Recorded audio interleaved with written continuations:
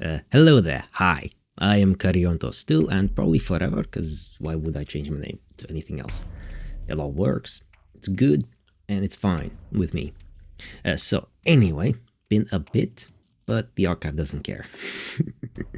Now, I am, today, I've just randomly, spontaneously decided, let's read a random visual novel. There's stuff happening in the real world, or in the world of games as well. I don't give a fuck. I don't give a fuck. That's not important. That has never been important to me, and will never be important. Updates, new releases, controversies, drama. Who cares? Why the fuck does anyone care? It doesn't matter. None of it matters. Let's read a visual novel from like 11 years ago. A very, very obscure one.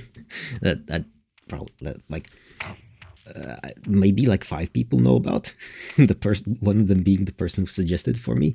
I think it was Kimchi tea, I don't remember, something like that. Over on the Mastodon thingy, the only social media thing that I can be bothered with anymore, because fuck everything else. I'm too lazy for those. But before I begin, let's take this out. Take that one bit off, and let's exercise our vocal cords, as always, with a little short story that I wrote. At this point, 6 years ago. Well, 5.5. Technically, if we're gonna be technical, which I guess sometimes I like to be technical.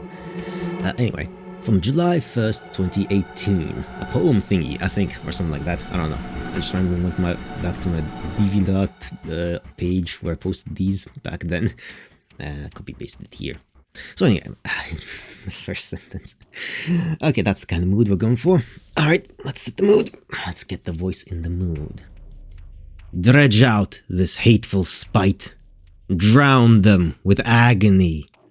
Clear your head. Cast any hopes away. Bring light to the weary. Burden them with my sin. Anger be replaced by peace. Annihilate these worthless thoughts. Just do no harm. Justify it first. Only one can remain. Overt strength will prevail. I wish you left. I wish you died. When can this be settled? Whenever you succumb. Grateful for this experience. Gather your broken pieces. Pursuit of happiness is futile and self-declared. Yet no choice but to persist. Life finds a way, even when I refuse to walk. Okay, so that's like a random stream of consciousness thing. The fuck was going on in my head when I wrote that? The fuck was that about? Can you guess? I can't, because I mean, these kind of things are in the eye of the beholder. Interpret it as you will. I'm gonna choose not to interpret it at all, because what is any of that? But there we go. Oddly fitting with the music there. Anyway, that's that, and this is this. Let us do this. Something called Mr. Average. As I said, no clue what this is about at all. But let us begin. Let us see. Okay, first I need to see what the fuck is this one messed up in the give me Mr. Average there. That's wrong. Don't do that. Come on now. Let's resize that to be more sensible. Almost fitting in the screen. Come on now, you can do it. Good enough. Good enough. I think we need to like that. Take myself away. Well, put in the corner. Thing like that. Actually, we can do this so that I don't obscure. Actually, no. Let's keep myself in the corner. I am not the focal point. Anyway, let's start. Oh yeah, the menu as well is weird. It's using the letters, rearranging them, how they look, turning them upside down, rotating them and stuff like that. Rafts start. E lambda =, bar, but it's gallery. Oh, gallery, right. There's visuals here, neat. Opal is load. Lady is help. Part is prefs. And find, quit. cute. I like this. That's neat. That's a neat little thing. That's a neat little thing. And the music, God. I'm gonna need to get this music because this is fucking fantastic. This is ominous as fuck and I love it. This kind of music I love. It escalates. Like that. Beautiful. Absolutely fucking beautiful. Now let's start. Oh hi there, creepy skeleton puzzle piece. Perhaps I see the world a little differently from others, but I just don't like the things that do not fit. That's reasonable. I can't stand things that are out of their proper order, or not in their rightful place. This bothers me more than other people, and I am more perceptive about such things than my classmates. Yeah, that's the thing people have. That's just the thing. Some people have, I guess that's ADHD or OCD or one of those things. That's fine. People have those things. I don't know. I might have something of that nature sometimes. I don't remember. Actually, what the fuck am I talking about? I don't know. It's like 8:30. I'm just back from work. My brain is not braining, but that's not an excuse for the things I say. So I'm just gonna roll with it and keep going. Of course, I'd never reveal this about myself to anyone or do anything to make them suspect it. After all, my views are a bit odd, and odd things are by their nature things that do not fit. Yeah. And that's the last thing I would want. Ah, yes. Not fitting in. It's very, very important in life to be well adjusted, to find one's place. But that doesn't exist. You create your own place, by being who you are, generally speaking. Nobody wants to be alone forever. That's probably true. Bus. Hello? Man, that's creepy. Creepy Gus. Gap-toothed Gus. I don't like him. He's odd. He doesn't fit. This isn't Appalachia. This is Arkham. What's he doing here? He's like a misplaced piece from the wrong jigsaw puzzle. And he's insane. I know that he's insane. And he knows that I know that he's insane. And he knows that I know that he knows that I know that... Yeah. Recursive thought process. I don't like him. I mean, fair enough, sometimes you just got a feeling that you don't like a person for no valid reason at all. You don't need a reason to not like something, you just don't. Like, that's fine. But he smiles at me every day with his broken, gap-toothed smile. He's just a bus driver. I mean, we don't like him, so let's not smile, apparently. Like, look, let's stick with the character. Don't smile. I don't want to smile and try to stop myself, but reflexively I smile. Oh, that wasn't a choice then. Oh wait, no, it did say, right, this is a kinetic visual novel. Right, we missed the intro, but as I loaded the game to make sure it actually functions and stuff like that, because this is a exe file. This is not on Steam, this is not anywhere. I don't even remember where I got it from. I sigh, it can't be helped. Societal politeness. Ah, that's creepy. These visuals are fucking creepy. I love them. It's great. He's Gus, the crazy bus driver blaring his bluegrass and banjo over his radio. Banjo. I'll be honest, I do not like the sound of banjo. I don't like the sound of banjo. I do not have a single banjo track on me. I don't like it. I don't know. It just doesn't sound right. It's just weird to my ears as well. What's even worse is that his last name is Driver. Oh, I mean, that's last name. Sure. Those kind of last names happen. Gus Driver. The bus driver. It happens. They must have tormented the hell out of him growing up. I guess I can't really blame him for going insane. The minute I step up onto the bus, he slams shut the door behind me as if to say, "You're mine. There's no escape now, boy." Some say he's a murderer, or he was in prison, a pervert, a child molester. Of course, that's impossible. They'd have to check his records before they hired him, right? Usually, yeah. They're pretty strict about that. The fuck am I looking at? These visuals, man. Fucking hell. One kid thinks he's a devil worshiper because he says he saw a weird star-shaped tattoo on his stomach when Gus once lifted up his shirt to scratch his belly. No one else has seen it though, so who knows if what he's saying is true or not. It could be like a Star of David, or just like a tattoo of just a star or whatever. It's pretty common motif thing, whatnot. It doesn't have to be the fucking devil. It's not instantly devil worship, it's fucking satanic panic. God, that fucking nonsense that blazed through America during that time. Fucking hell. It's complete nonsense. Hey, Daniel! Hello, Chris. God, you look depressed. Horrible. My friend Chris is calling me over. We live a few streets away from each other. We've been friends for a while because of a simple thing. His last name is Mud, and mine is Naga. We're always next to each other in alphabetical order since we're in the same grade and take all the same courses. Except for that one time when there was a Murphy in our class, but he was a pretty sharp guy and switched over to all of the advanced levels curriculum the next semester.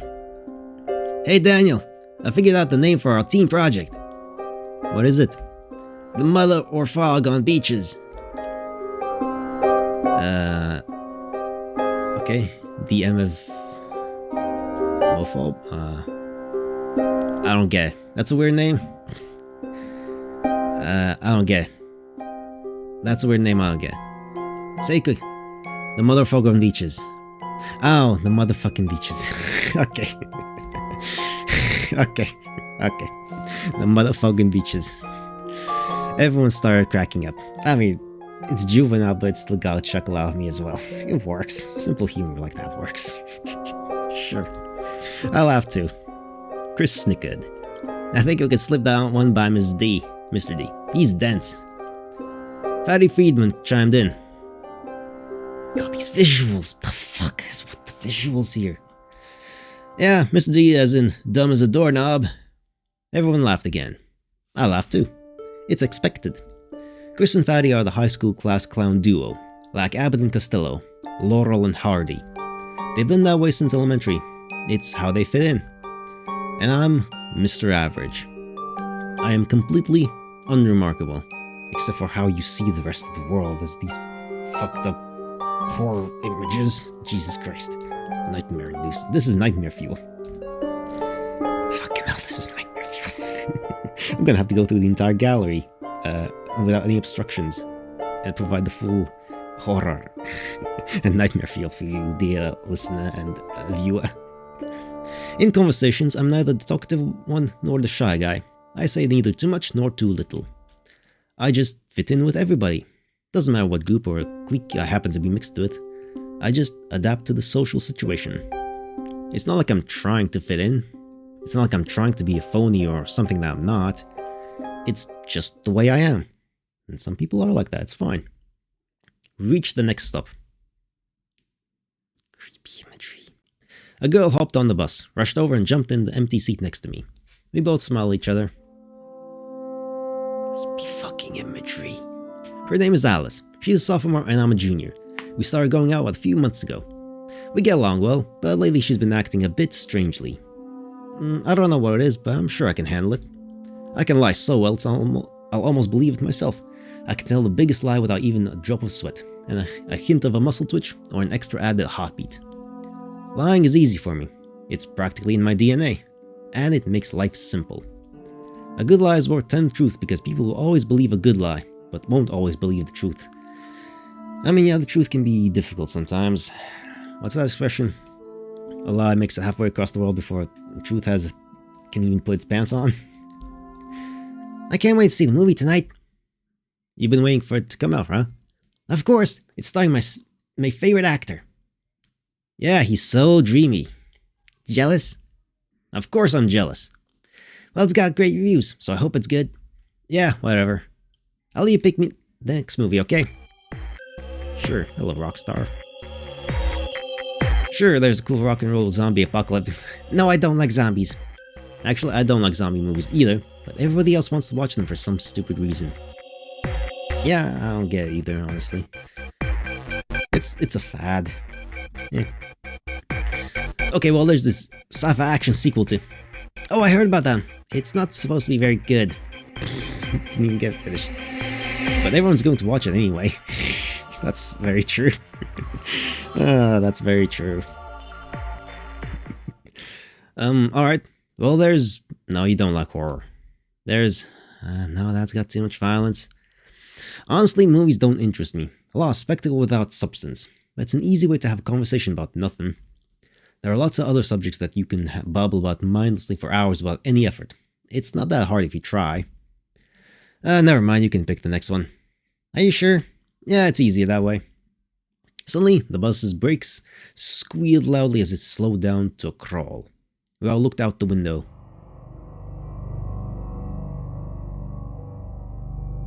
If it wasn't black and white, it would be just a normal panning shot of a neighborhood.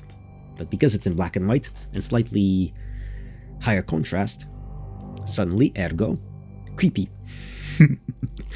Fatty's lips quivered as he said nervously, "Uh-oh, looks like there's an accident up ahead." Fatty's real superstition and afraid of ghosts, and we were at the dreaded haunted intersection. Lots of accidents happen at this intersection. Probably because like there's like a tree that obstructs the view on like one of the traffic stoplights, or one of the signs or something like that, where there's like a really awkward curve. Like definitely, like it's not haunted, it's just poorly planned. Like the city fucked this up. Like that's what pretty much every single time it's just because somebody fucked up and there's poor line of sight. And that's it. People see things. Ghosts. Shadows in black robes. Sure, that could just also be, a weird creepy neighbor who just does that.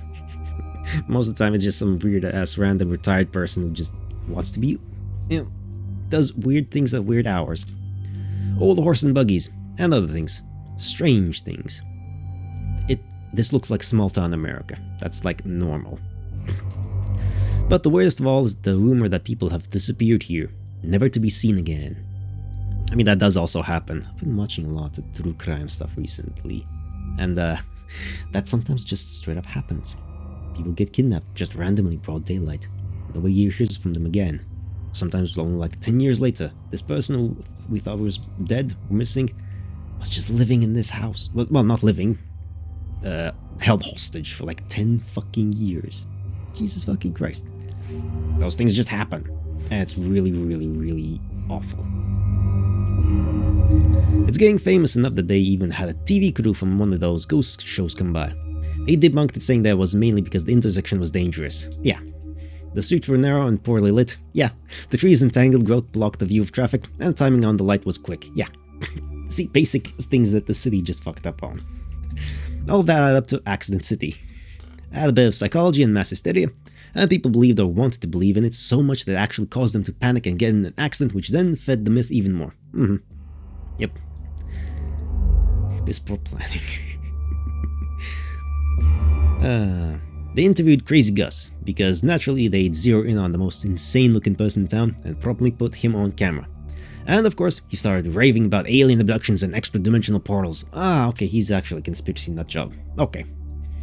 So thanks to Gus, I'm pretty sure anyone who saw the show now thinks that our entire town is populated by insane, banjo-plucking, superstitious, gap-toothed hillbillies who are frequent recipients of deep anal probings. Yeehaw! Not that I got anything against hicks and hillbillies and country folk. I just don't like things that don't fit. Things that stick out of the scenery or the crowd. It just bugs me, that's all. But the crowd is made up of people who stick out, thus rendering it kind of not really sticking out. At least personality-wise. Visually-wise, yeah, we kind of conform to similar things, but whatever. I don't know what I'm talking about, look. I'm just mumbling. I'm rambling. I read, therefore I ramble. That's the whole fucking thing. That's what it's called. That's what I do. Anyway, what's funny is that while filming it, one of the guys on the camera's crew suddenly ran into the middle of the street, got hit by a car, and later died in the hospital. Oh shit. The fuck? Okay, maybe funny isn't the right word. Tragic might be better. Yes. I already forgot that you said funny. No, that's not quite right either. Bizarre? Freakish. Yeah, what caused him to run out? Well, no one knows why he ran out like that. Lots of crazy rumors, of course. Drugs, ghosts, suicide, foul play, etc. I mean, foul play is... that would be murder. That would be murder investigation. That would be a really big deal. Drugs is like, yeah, it's like ghosts. Come on now. Suicide, that happens sometimes. The official story was that he was just careless while filming and not paying attention to the road which hadn't been blocked off. Oh. Probably. Yeah. But who knows what really happened? When you don't know, most likely answer is the simplest and most logical explanation with the least nonsense in it. Long story short, a lot of people avoid that intersection and drive around it. All of the bus drivers do. Okay, hey, that makes it a much nicer place to live in, less traffic noise. Neat. Except for Gus. Did I mention that he's crazy?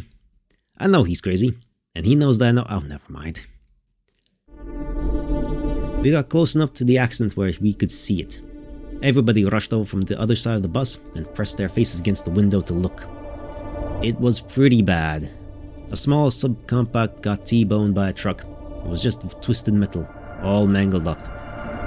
They must have ripped the car apart to get to the driver. There was a lot of blood and a deep pool of it below the crumpled seat. Some pieces of white paper, I'm guessing grocery receipts, and an empty water bottle were floating in it. Oh jeez, that's a lot of blood. There were strips of bloody, torn fabric impaled on the metal, probably clothes, and there were parts. It was hard to tell exactly what parts because of all the blood and damage. The kids were crawling all over each other to get a better view. You stepped on my hand, you jerk! Sorry. That hurt! Dude, get your smelly butt on my face! Gus seemed to take his time drawing past the accident so that we'd all enjoy the show. He's really messed up in the head. Yeah. Seriously. I'm starting to agree with you there. Fatty looked like he was going to hurl and shuffled over to the other side of the bus. We got to school without further incident, and everybody started getting off. Gus cackled to himself, saying strange things as usual. Another delivery complete, my little chickadees. What a weirdo. That is a weird thing to say. After school, I'm heading straight to the mall with some friends. I'll meet you in the lobby of the theater before the movie starts. Okay, I'll see you later then. School. Mr. Christopher Mudd. El Presidente. The teacher rolled her eyes. Mr. Daniel Naga. Here. Miss Annette N. At school, I'm neither at the top nor bottom of my class. I'm perfectly average. Actually, I'm pretty good at some subjects, especially science, math, and languages, but I really don't want to be seen as a nerd, so I intentionally score around average in those classes. Yeah, it's weird, but it's just the way I prefer it to be. Fair enough. I don't like to stand out. Yeah, I kinda got that idea. It's pretty much the same at school as it is everywhere else. It's just natural for me to blend in. It's my social camouflage. Like a chameleon, I guess. I have a sixth sense for saying the right thing in any situation. It's something I picked up because of my past. Because of who I am. I wonder if I have a psychological problem. I tried looking it up, but I didn't really find anything. I guess that means that I'm normal, and it's not something to be worried about, right? But I wonder. Everybody seems to like they belong somewhere. No, that's just how it seems. No, everyone's clueless and bumbling through life. It's normal. They're just also pretending. Everyone's pretending to some degree or another in social interactions and situations. Okay, not everyone. Now, some people are more just feel natural in it, but some don't. But everyone has things they deal with, trying to figure out, especially teenagers like you. Like, you don't know what's happening. Inside or outside, high or low, or in the middle. Everyone seems to have their place. Except me. Keep operating what seems to. Not necessarily true. Home. Alright, we just skipped school like that. Simple enough. Maybe it's different for everybody. Maybe I am strange. But for me, I have never felt at home. Aw. I am adopted. And I've never really adapted well to it. Perhaps this explains my need for perfect conformity. Perfect acceptance by everyone. I don't know. I suppose other people might react differently. Maybe they become perfectionists because they're afraid of being abandoned. Or maybe they become spiritual and try to find some deeper meaning to life. Or maybe they just grow up normal like everybody else. Nobody's normal. There's no such thing as normal. We just pretend to be normal. Everyone's got some fucked up fetishes and stuff like that. Everyone's got some really weird hobbies that they don't talk about to anyone else. Or interests and stuff like that you don't really share. Because you don't wanna. Because you know it's weird. Because you know it's fucking weird. You still like it. You still like that. Because, you just do. You can't explain it. You can't reason it. It just is. You just do. Anyway, I suppose... God, that's creepy as fuck. Oh, you're back, Daniel. I thought you were going to the movies with Alice today. Yeah, I just wanted to drop off my things first. Well, you guys have fun. Oh, Dad and I are busy tonight and I have to go out. There's some food in the fridge you can heat up. We'll be back late, so don't stay up. Love you. Bye. Okay, bye. There was some leftovers. Pasta and cold pizza in the fridge. Hey, that's pretty solid. Pepperoni and onions. Sure. That seems fine. I was about a year old when I was found abandoned. It was a late summer evening. About a year later, I was adopted. My parents were so excited. They felt that they were so lucky. It was as if all the stars had aligned on the day when they brought me to my new home. They're good people. I mean, yeah. They're kind and they love me. Well, yeah. Of course they do. But somehow I knew that I was adopted. Sensed that I didn't fit. When I was still a little kid, I asked them over and over again until I finally admitted it. They had wanted to wait until I was more mature before they would tell me. And they were quite surprised and wondered how I could have known their secret. Like I said, I have a sixth sense for these things. I don't like things that don't fit. So you don't like yourself, I guess. Ever since then, they've been insecure about their parenting. Well, it makes sense, yeah. Because they're worried, they want to give the best childhood for you as possible. And they don't know what to do. No parents know what to do. Because, it's a thing you do, generally speaking, only like once or twice, maybe 3 times in your entire life. So, you don't have that much personal experience. Especially first-time parents. They don't know what they're doing. They must have wondered if they had done something wrong that made me figure it out. But they did nothing wrong. Their insecurity comes out of questions. Questions about this and that and this. And when they ask me if I'm happy, I say that I am. And when they ask me if I'm ever wondered about my real parents, I say that I do, but then I tell them that they're my real parents now. And when they ask me how I really feel, I lie like always and say what they want to hear and want to believe. This is a home. This is a family. Everyone has their place. Except me. But they're creating this place for you. This is not my home. Girl. I met up with Alice inside the theater. Hey! Oh, you got here really early. I like staying together in the theater before the movie starts. Why would you want to do that? Just because. To hang out, to have a chat and stuff like that. Just because, it's fine. I wanted a seat near the middle of the theater like usual, but she nudged me over further to the back and off to the side where there weren't any people. I guess she wanted us to be alone, yeah. Strange average monster, all sorts of things in the background. I can't even figure out what that's supposed to mean. The previews didn't start yet, just some local ads cycled up on the screen. Ray's Magic Car Wash beats Ham Haven. Ursula's Unearthly Seafood. Hey Daniel? Yeah? Do you like me? I reached out and held her hand. Of course. Her hand felt cold, nervous. And then she asked the question I suspected she would ask. Do you love me? I feigned surprise. That's a serious question. Well, do you? The theater darkened. The preview started to roll. I had already rehearsed what I was going to say to her, so I firmly clasped her hands with mine, looked deeply into her eyes, and whispered gently. My mind went blank. What the hell? This never happened to me before. What was I going to say? I tried to buy time. Cannot answer, honestly, because you don't have an actual answer. You only have... Yeah, that's strange. Why are you asking? It's kind of sudden. What if I suddenly ask you the same question? Yes, I love you, and that's why I asked you. I lied without hesitation. Yes, I love you too. You shouldn't lie like that. People in love can tell certain things. It was instinct, pure instinct.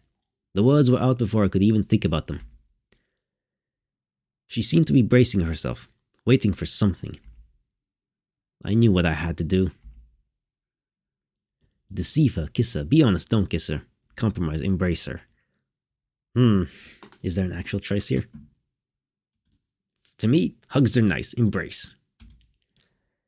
I gave her an embrace. A half-hearted compromise, I suppose. Yeah, probably the worst of worlds, honestly. It's probably the worst choice to make there. I didn't want to lead her on any further like with a kiss, but I didn't want to tell her the truth yet, either. There wasn't any disappointment from her, so I probably made that right move for now, but I would eventually have to make a decision. Suddenly I remembered the plan I had rehearsed. I was supposed to have kissed her. Maybe when I was calm and collected that seemed to make sense, but somehow that didn't seem right anymore, and too cold-hearted. The movie started, but neither of us could concentrate on the images on the screen at all. There was way too much going on inside our own heads. After the movie ended, we walked out and she reached over and held my hand. She seemed happy, but I was a mess. What should I do? I couldn't wait to get home so I could think this through. I love you. Her words sent a jolt of anxiety and confusion through me again. Why was I so jittery and nervous? I expected this. I planned it all out. Yeah, but actual emotions do that. You can plan any kind of conversation you want in your head, but when the reality of hearing someone else say it hits you, it hits different than you saying the same thing with the same tone and everything else inside your own head. It's different. Your mind knows the difference between your own imagination and the scenarios and reality. It's real. Her love is real. Her love in your mind is not real, like your own. So that's what makes it different. She expected me to respond in kind again, but my mind kept going blank. I said nervously, Alice, I don't understand why you'd love me. There's nothing special about me at all. I think you're special, but there's nothing different about me. Name one thing about me that's different. You are you. Well, I guess that's true, but that's your charm. How is being average charming? I don't know, it just is. And I think you're hiding something. Nobody's perfectly average. There's always something unique and different about everyone. Not me? Oh, come on. There has to be something about you. I know there has to be. Aha, I knew it. Come on, tell me your deep, dark secret. Come on, if it's embarrassing, I promise not to laugh or tell anyone. Come on, our mind is in a state of shock. Let's be honest. Let's do that. Come on. Open up, tell her you're adopted. Which is not really a big deal. But for some people it is. I don't know. I'm not, so I probably can't. I wouldn't understand. Anyway. Open up. Come on now. I've never told anyone this. Please don't ever tell anyone. You promise? Okay. I'm adopted. Really? Yes. How'd you find out? Did they tell you? I figured it out on my own. I never would have guessed that you were. I'm sorry, I didn't mean to pry into your past like this. No, that's alright. You won't tell anyone though, right? No, never. I'd never tell anyone. Thanks. Actually, there is more to the story. It's about how I was found. It was late in the summer during the meteor showers. The circus was in town and some workers were checking on the lions at night when they found me abandoned in the lion cage. Oh, damn, in the lion cage. I was completely unharmed. I was sleeping right against them. And that's how I also got my name. I mean, yeah, it's a circus lion, they feed them. They have to be tamed. Obviously, it's a performance animal, so like obviously it wouldn't. I think this is a bit too high, but that's fine. But yeah, it's like, of course it's not gonna harm you. Daniel and the lions. Crazy, isn't it? You're not making this up, are you? No, it's absolutely true. Or as Chris would say it, I ain't lying. Fucking puns. That's a really bad joke, yes. And that's why it's so hilarious. Yeah, it is, isn't it? Well, after they found me, I was adopted about a year later. But other than that, my life has been pretty normal. Wow, that's an amazing story. Do you ever wonder? About what? About your real parents, and why you were abandoned like that. Well, sometimes, but not as much as I used to.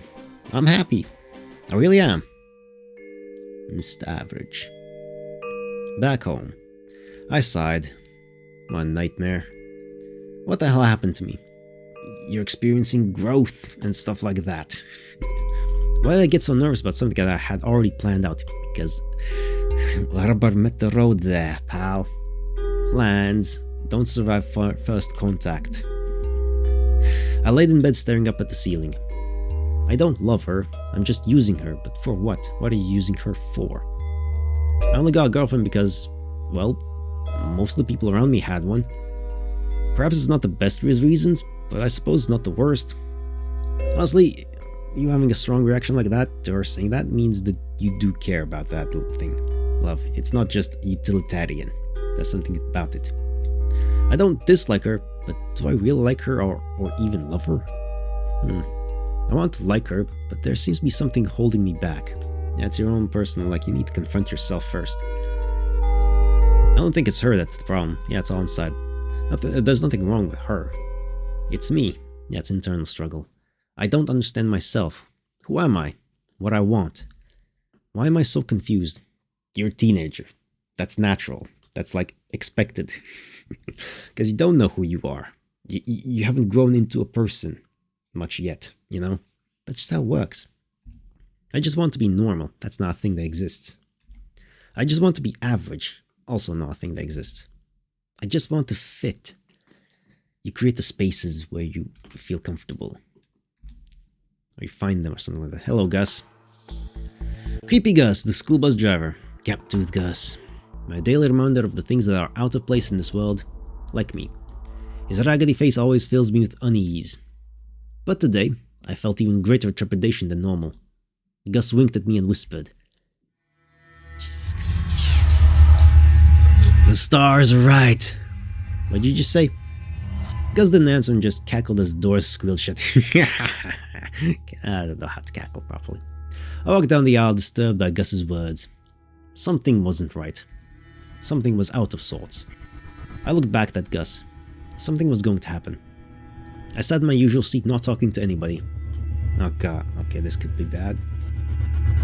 Chris and Fatty looked annoyed because I wasn't laughing at any of their stupid jokes. Couldn't these idiots see that something was terribly wrong? No. I wanted to scream out loud, but I couldn't say anything. If I started gibbering about strange things, they'd think I was nuts. Why? Why couldn't anyone else feel it? Alice got on the bus and sat next to me. There was a warm glow about her, but I didn't really care.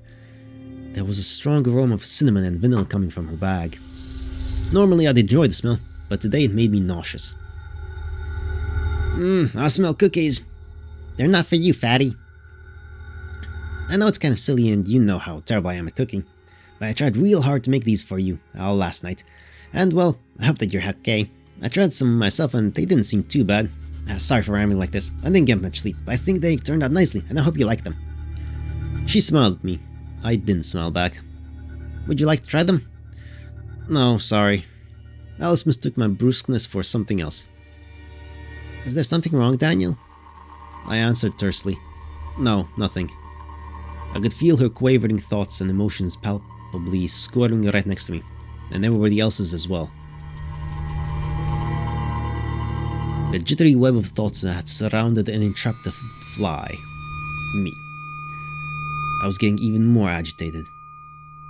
Daniel, is something bothering you? He just needs to be alone for a moment. Yeah, what's with you? You've been acting weird the whole time. Really, what's wrong? I don't know, he's been acting like an ass since he got on the bus. Hey, are you okay? This was bad. Now they're all asking me questions. Just tell the truth, it'll be easier. The truth really makes things easier. It lessens the burden. We're all in great danger. Something really bad is going to happen. Danger? What kind of danger? Shut up, Fatty. Daniel's just trying to scare you. What? What's going on, Daniel? I don't know. Something bad is going to happen. I know it. Ha! You have a screwed up sense of humor, Daniel. Oh, you've been smoking bad weed and gotten all paranoid. Shut up, Chris. None of them believed me. Except for Fatty. He looked scared. Forget about him. He's just being a jerk. Maybe it's that time of the month. They nervously giggled around him. Alice and I sat together in silence. She sensed that I wanted to be left alone and was trying her best to not say anything, but finally she couldn't take it anymore. You're acting strange, Daniel. This isn't about yesterday, is it? No. Are you okay? Yes. Why won't you tell me the truth? I did. I thought you said that you loved me. Why won't you answer me? Do you really love me? Why are you asking me that here in front of everybody? Why that? The truth shall unshackle you. It's gonna hurt, but it will make things easier in the long run. Tell the truth. Always tell the fucking truth. Come on now. I should tell the truth in the thing. Because you stop. Something stops you from saying it. Tell the fucking truth. You swallow hard. This goes against your every instinct, but you believe that this is the right thing to do. Yeah, I do. Of course I do. I'm sorry. I didn't want to hurt your feelings. I like you, but I don't love you. No, you're lying to me. Why are you lying to me? You said that you loved me. The tears started slowly. Like she said, like she had under control, but then everything burst apart inside. Yeah, heartbreak. Never experienced it myself, but I hear it's horrible. I felt horrible. Yeah, she does too. Not just for her, but for myself. A twisted, tangled feeling of unease gnawed within my gut. Why didn't I just lie? It's so much easier when I lie. Yeah, but then you have to maintain the lie. Truth remains static, it's the truth. But lie, you have to maintain it. It's work, it's effort. But now I felt exposed, vulnerable. Like a turtle flipped on his back. A lost lamb surrounded by wolves, all of them circling and stalking me. Probing and glaring with their famished eyes. Stripping off my carefully crafted camouflage. I screamed at them. Mind your own damn business! That backed them off, and they all looked away, pretending to ignore us. This was so confusing. Why didn't I lie to her? What does this mean? It would be so much easier. Just deceive her like everyone else. I don't love her, so why is it so hard to lie to her? I don't care about her, so why do I feel torn apart? Why am I doing this to myself and to her? Why? Why? Who knows? Suddenly, the bus lurched forward as Gus slammed the accelerator and sent us roaring towards the haunted intersection. Gus started howling like a madman with manic glee. The stars are right! The stars are right! It's full of stars! He's finally snapped. He's gone over the edge. Everyone screamed in panic, stop, stop, stop! But there was no time to do anything. The bus was heading straight into a red light at full speed. Everybody braced themselves for a crash. But suddenly the skies flashed with lightning and a swirling black cloud opened up in the middle of the road. It didn't look real. It looked like reality was being projected onto a flat movie screen and that it had been ripped in half and we were being pulled through it. Gus was right. It was full of stars. Everybody screamed in terror. This is impossible! This can't be happening! No, no, no! Daniel! I should have been afraid like the rest of them. But somehow this all seemed strangely familiar. A swirling wave of inky blackness swept over the bus, clutching and pulling at us in every direction. Gate. My eyes opened blearily. I slowly rolled my head around to reorient myself with my surroundings. We were all still here. Everybody had passed out and were slowly coming to. Except Gus. He wasn't in his seat. He was gone. What's going on? Where are we? We looked outside. The first thing we all noticed was the sky, or lack thereof. It was blue. Oh. The wrong color blue. Oh. It was the kind of deep, shimmering blue that you would see in the ocean below, not the sky above. Oh, that's a bit unsettling. And the dispersed clouds and sulphurous sun were similarly queer. The colors weren't exactly right. And the air felt heavy and thick. It was harder to breathe, forcing us to gulp for air like fish. Looking around us, I thought the landscape reminded me of the middle of a desert. Or maybe those pictures of Mars. Despite all of this, We might have been able to convince ourselves that we were somehow still on Earth, except for one thing which shattered apart all such deluded notions. Tentacle monsters things. The towers. Yeah, that's Cthulhian. Mammoth serpentine towers glimmered and spiraled with contorted geometries under the harsh alien sun. There was nothing on Earth that could compare to these impossible obelisks that climbed unimaginably high above the atmosphere. And their purpose was unknown to me. We all thought that this couldn't be real, that this had to be some kind of nightmare. But we all knew that this wasn't a dream. Nobody dared stir from their seats. The school bus was the only tether to our former, quaint notions of reality. Yet this ordinary school bus, which was so mundane and familiar on our world, seemed blasphemously incongruous here. On this world, we did not fit. But then something strange came over me. It was as if a groggy haze clouding my mind had been lifted, and I knew what I had to do. For the first time in my life, I didn't follow the crowd.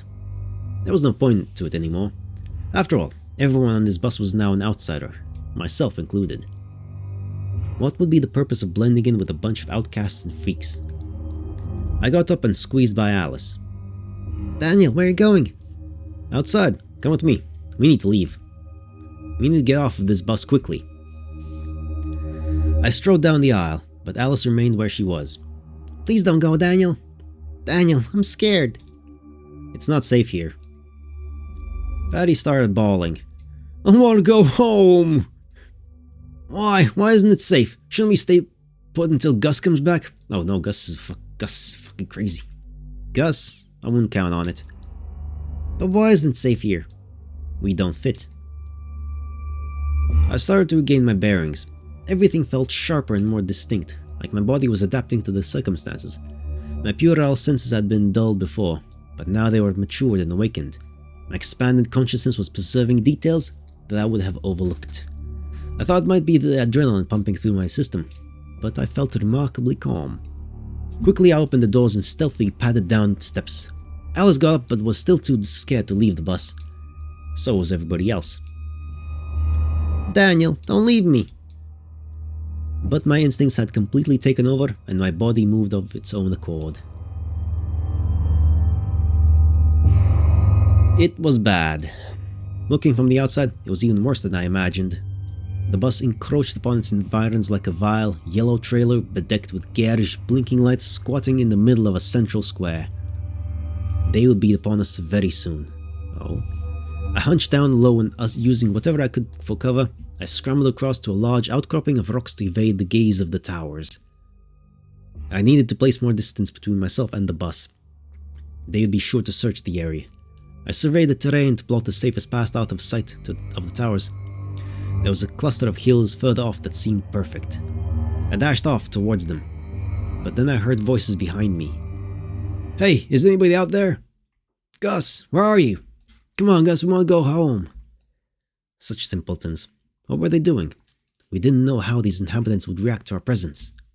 If they drew their attention, it would be too hazardous for me to venture further without being spotted. I sprinted the rest of the distance to the hills and hoped that I hadn't been seen. This was as far as I could go.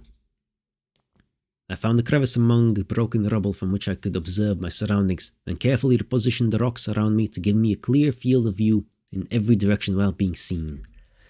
I cautiously peered through the cracks of my improvised shelter to see what the others were doing. A few of them had emerged from the bus, but most were staying put. I saw that Chris and Alice were standing outside and had started waving. Waving not at me, but at them. All around us, figures were coming out of the towers.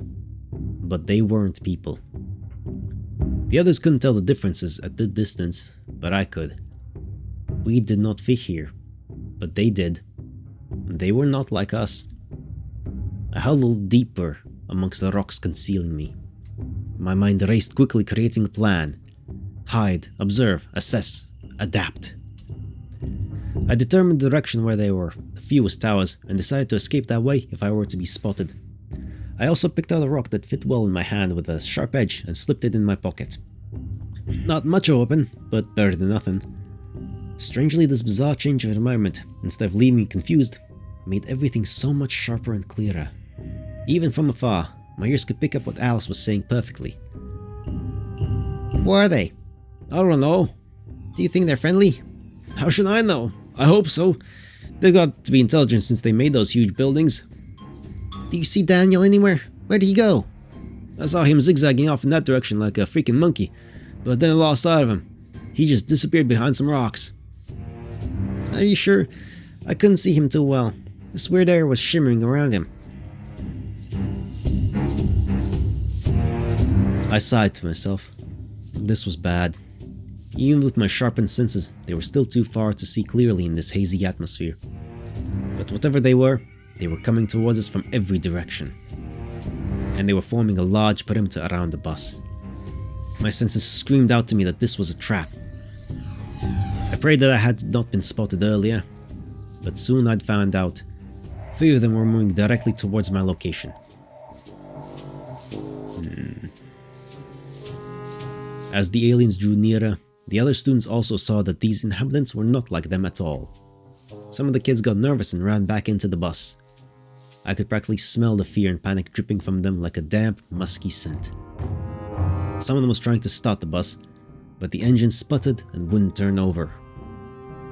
Fortunately, it seemed that I wasn't spotted. The 3 alien denizens were going around the hill. I peered down through the rocks and could finally see them clearly as they passed by below. Oh, it is Cthulhu. Hi there. Or mind flayers, whatever, close enough. They were humanoid, but slightly larger than us with heavy, spotted, squat bodies that lumbered and lurched forward carrying their ponderous mass.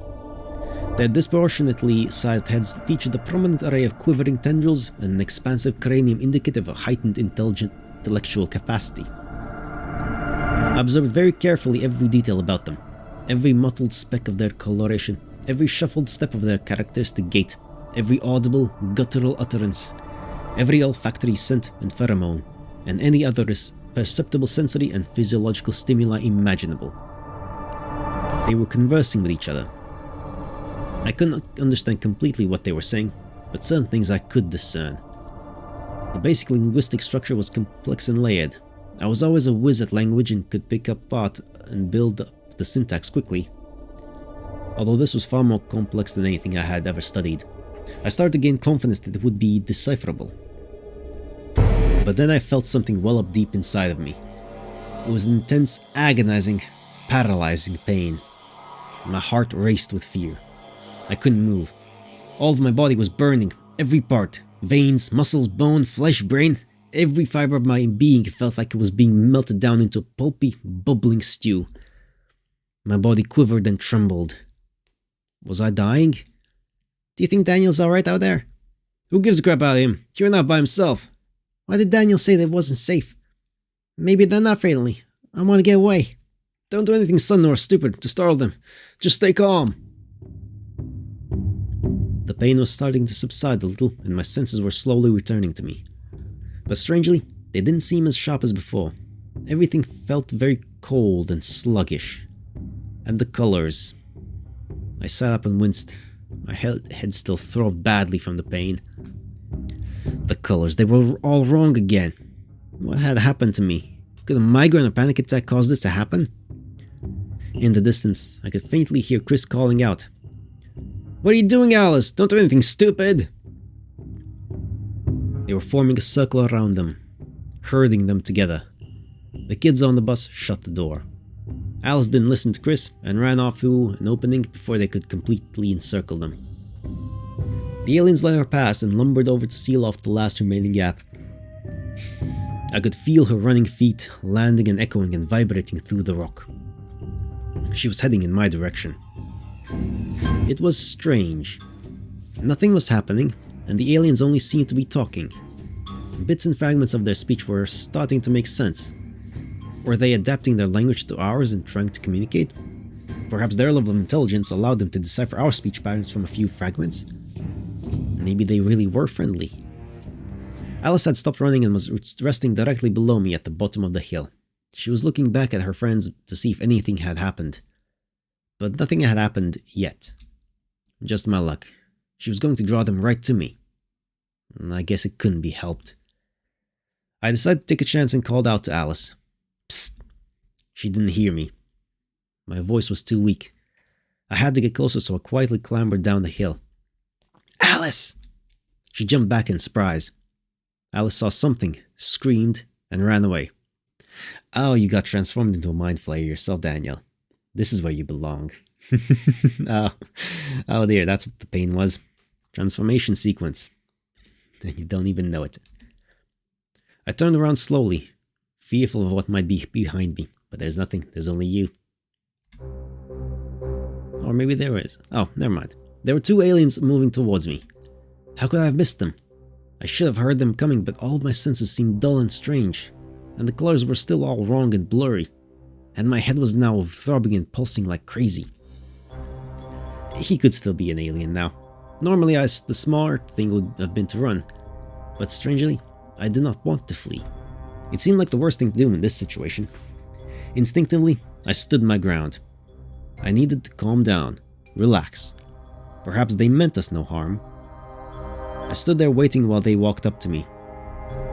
And then they continued trundling on right on by. What just happened? How could they not see me? Impossible. I stood there confused. But then one of the aliens turned its head around and called back to me. Hi there. Don't just stand there. Move. Amazingly, I could understand their language perfectly now. They had already mastered our language in such a brief time. No, that's not what happened, mate. Perhaps they really were peaceful. No. I heard Chris shouting something and looked over. He had his hands raised up as if he were being arrested. We're unarmed. We mean you no harm. We come in peace. We're lost travelers. The aliens started to loudly gibber and drone. Their intonations deeply resonated within the chambers and cavities of their cranial sinuses. I could understand everything now. Those weren't words. It was laughter. They were laughing. And then came the screams. Don't hurt us! Why are you doing this to us? The inhabitants had begun attacking them. I remained where I was and watched in silence, but feeling strangely emotionless. I watched as their tentacles lashed out and wrapped around the bodies of the hapless students that were outside. This was quickly followed by smashed glass and rent metal as the aliens forced their way into the bus. Instead of fear, I felt a strange tranquility reminiscent of a meditative state. My breathing slowed. The blood coursing through my arteries was cold. Strangely, I was not even horrified as I watched my companions being devoured. People that I once knew well. Everything was emotionally disconnected from them like a distant, faded memory. There was no fear, no hatred, no remorse. I briefly wondered if there was something wrong with me, but this all seemed so natural. I observed from afar as the creatures formed a feeding circle. It appeared that there was a caste structure of hierarchy to their society. The elders were given priority. They fed by using their tentacles and proboscises to penetrate under the skin of their prey. Digestive enzymes were then released, liquefying the hard tissue, thus allowing their bodies to be sucked dry. More than anything, I felt a perverse hunger and wanted to join in the feast. Suddenly, there was another scream, in the direction where Alice had fled. They had captured her and were dragging her back with them. A circle was forming around her, and I loped over to them. They had grabbed her by the wrists and ankles. Strangely, an opening in the circle was left in front of me, and they all turned their heads towards me as if expecting me to do something. I slowly shambled forward into the gap, closing the circle. Oh dear. She lay limp and weakly struggling in front of me half naked. Her skin was red and bruised, her clothes were shredded from the struggle against the lashing, rope-like tentacles and feelers that could be pulled and tugged at her.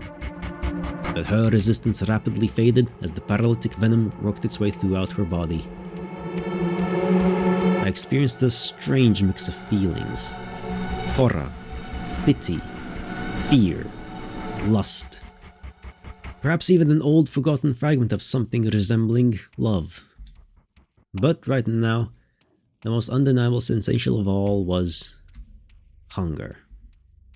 I opened my mouth and extended my long, slime-covered proboscis towards her. I smeared ooze all over his skin, readying it so that I could penetrate her easily.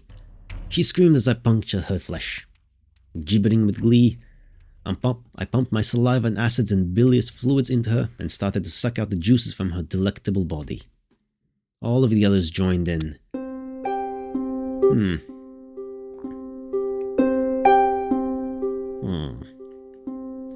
After dinner, everybody milled about for a bit. I just joined in the conversations with everybody else like it was natural and tried to fit in as well as I could by adapting to the situation. It was the same old kind of chit-chat common to all societal webs. How's work? Did you move here recently? Are you going to the barbecue next week? Yeah, but I've been transferred to Star Alignment. I heard the Tesseract warp gates have been quirky lately. It's probably a simple gravitational lens focusing problem. Just give the missile line quasar a good thwack and I'm sure it'll settle back into its singularity trap. Sure. Yeah, I mean, this is not PG anymore. No, it was not, briefly. It was quite gruesome. Well, it was just dinner. It's just alien tentacle monster having dinner. And now they're talking about work. It's fine. It's never been PG though, here. I never pretended it is. It's not that hard to fit in when you have a sixth sense for these kind of things and can navigate the streams of interconnected neuronal thought filled with proto-interrogatories and expected anticipatory responses flowing all around you. Sure, those are a bunch of fucking words. When people ask a question, they often have a preformed answer already within their minds. All one often has to do is mirror it back to them. An actual understanding of the complexities of the subject is irrelevant. One merely has to follow along. It's rather simple. In conversations, I'm neither the talkative one nor the shy guy. I say neither too much nor too little. I just fit in with everybody. Doesn't matter what group or clique I happen to be mixed with. I just adapt to the social situation. Clearly Daniel adapted to become a tentacle monster as well. Sure. It's not like I'm trying to fit in. It's not like I'm trying to be phony or something that I'm not. It's just the way I am. A shapeshifter. I thought that I might feel fear or horror at my new companions, or perhaps even revulsion or shame at what I had done to my former ones. But I didn't feel any of those things. This was no different than the countless other times before, like biting into a juicy hamburger, or pawing at raw meat, or absorbing the last rays of a dying sun into my skin. Okay. My feelings have never really changed. The only thing I ever feel is loneliness. So Daniel's like an immortal star god or something that just changes shape forever. Okay. They all shambled along and returned to their abodes, their hovels, their workplaces, wherever. Everyone has their place, except me. This is not my home. I have no home. The end. And the credits. The Rimpy visual novel engine. That was writing art script by Un5. Backgrounds Uncle Mugen, Studio Mugen John Sell, WordPress.com. Music by Kevin MacLeod at Incopetech.com. Good music here, by the way. Title font Green Fuzz, LaraBeeFonts.com. Thanks to everyone at Lemma Soft Forums. Thank you for playing. Thank you for writing this thing. It was a curious little venture. The life of an entity that does not fit in anywhere. Okay, fascinating. The music's fucking good though. Weird. Let's go to the gallery. The art gallery. Yes, let's see it. The art. Let's observe the art. The bus. The mangled bodies of the accident. The stars are not right. The alien sun. The whatever that is. and Daniel, who doesn't fit in. A web, a skeleton. Best piece. I just joined and heard Loki Tentacle doing the do. Yeah, it's fine. 10 out of 10 best story. It's a pretty solid little story, honestly. It's about, well, an entity that doesn't fit in. And its perspective. An alien mind. Just trying to fit in. I liked it. It was a nice one, honestly. Pretty solid. Pretty short. Pretty straightforward, I think. But weird. It's nice. But anyway, that kind of... And short as well. Only an hour in. But that will conclude what I'm doing for now here. As it was. But it's pretty solid. Anyway, as always, I already did the recap of the things. It's fine, it's solid. Mr. Average. The one who was the least average. Though. Yes, indeed. But anyway, to conclude, as I always do, take our minds off of the horrible tentacle things that happened. Also, a tentacle alien named Bob, who just works in the fucking station, warp gate. Sure, why not? Let's distract ourselves with some random music from somewhere else that I'm not gonna play, but whatever. Anyway, some stuff from my list. Lynyrd Skynyrd, Free, but that's a good one. Eagles, Try and Love Again. That's all. Elton John, Funeral for a Friend. Creedence, Clearwater Revival, Bootleg, and Motorhead, Ace of Spades. Now, all these happen to be similar era music. Oh well, I just randomly picked some shuffled stuff from my things. But yes, that concludes this. Typically, this structure was supposed to be like throughout a week, but now it's happening over like once a month at best. It doesn't make a lot of sense, but whatever. I'm still gonna stick with my structure. Anyway, that's it for now. Until whenever I feel like doing another random little visual novel. Ta-ta for now.